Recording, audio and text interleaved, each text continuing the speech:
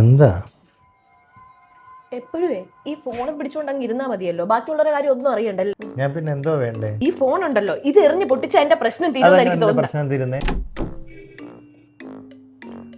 ലോകത്ത് ഇവള് മാത്രമേ ഉള്ളൂ ഈ പോസ്റ്റ് പാർട്ടം ഡിപ്രഷനിൽ നിൽക്കുന്നത്.